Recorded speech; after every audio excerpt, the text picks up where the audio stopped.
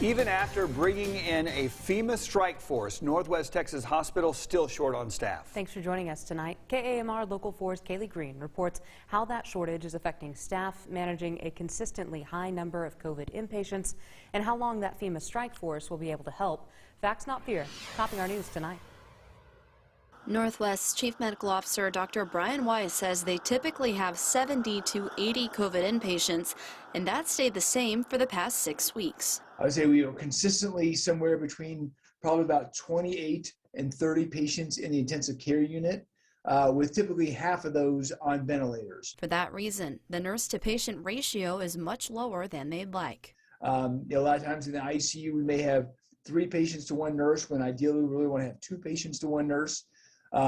Staffing is still not anywhere close to where we would want to be if we were operating under normal circumstances. He says they're still unable to bring in many patients holding at regional hospitals. Luckily, fewer patients are holding in the ER waiting for beds. 6 to 8 weeks ago, we were as many as 20 plus holds in the ED. Now, at least we're pretty much staying down to 10 or less on most days. But when it comes to staffing, he says there aren't many options for hospitals.